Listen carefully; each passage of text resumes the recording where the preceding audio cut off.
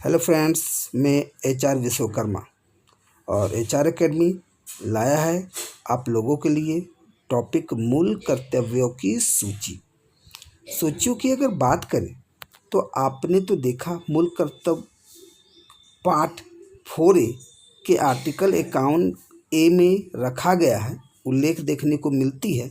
तो हम ये देखेंगे कि अनुच्छेद 51A के अनुसार भारत के प्रत्येक नागरिक का कर्तव्य क्या क्या होगा, मतलब क्या क्या सूची रखी गई है उन कर्तव्यों में।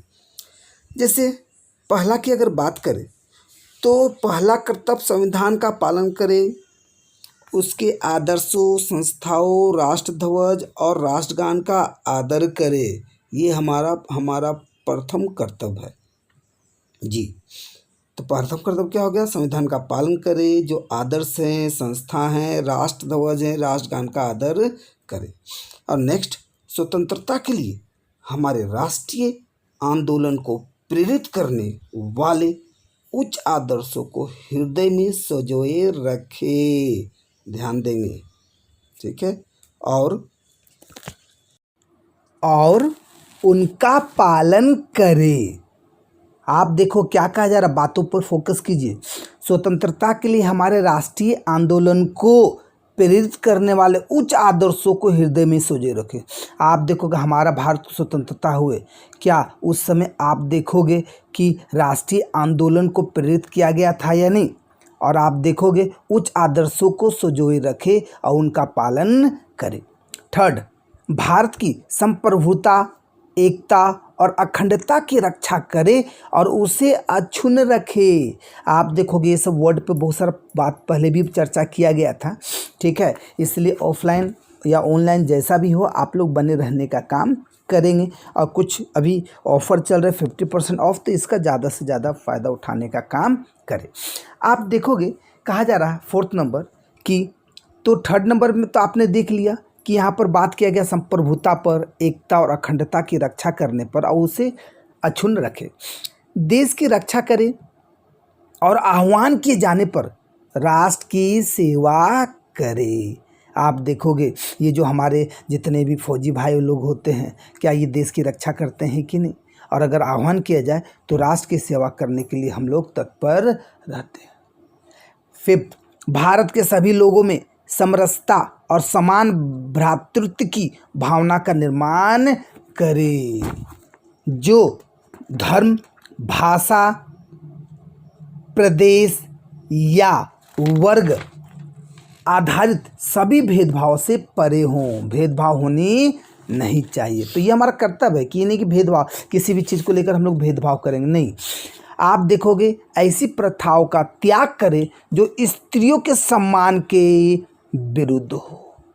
बहुत सारी आप देखोगे अभी तो बहुत सारे भेदभाव स्त्रियों से लेकर या जाति या समुदाय को लेकर आप देखोगे बहुत सारे हमारे समाज में देखने को नहीं मिल रहे। सिक्स्थ, हमारी संस्कृति की गौरवशाली परंपरा का महत्व समझे और उसका परिरक्षण करे। नेक्स्ट, प्राकृतिक पर्यावरण की, जिसके अंतर्गत वन, झील, नदी और वन जीव हैं, रक्षा करे। लेकिन बहुत सी जगह देखेंगे कि इसका उल्टा किया जाता, दम भर गंदा किया जाता। स्वच्छ भारत अभियान नहीं, अस्वच्छ भारत अभियान देखने को मिलते हैं। तो क्या इसका दुष्प्रभाव हमें ही देखने को मिलेंगे या नहीं? जाहिर सी बात है, ये कर्तव्यों को निभाने के लिए क्यों कहा जा रहा? क्योंकि इससे हमारा पर्यावरण और हमारे आने वाले पीढ़ी या जो वर्तमान में हमारे लोग हैं सब सुरक्षित रहे। अभी आप देखो कोरोना काल चल रहा है, तो क्या कहीं ना कहीं पर्यावरण का मार है या नहीं? तो इसलिए हम अब नहीं तो कब अपने कर्तव्यों को समझने का काम करेंगे।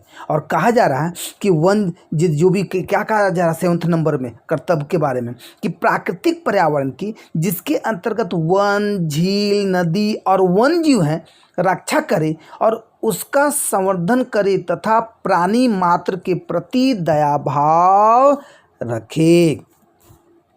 वैज्ञानिक 8 नंबर, वैज्ञानिक दृष्टिकोण, मानववाद और ज्ञानार्जन तथा सुधार की भावना का विकास करे।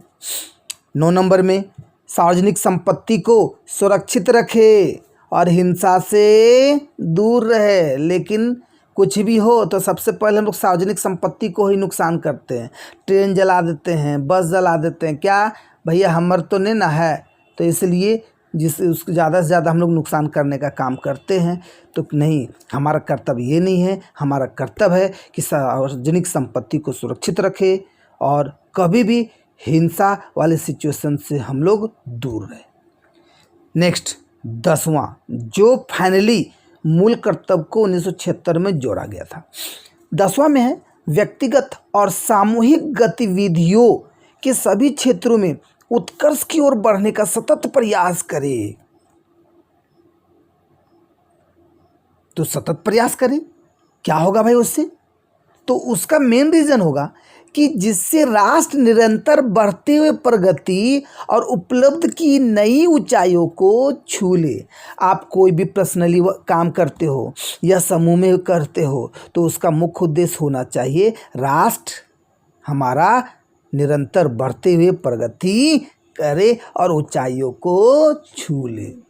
तो ये 10 फाइनली हमारा था जो मूल कर्तव्य 1976 में जोड़े गए थे। लेकिन 2002 का 86वां संशोधन में 11वां क्या जोड़ा गया, आइए देखते हैं।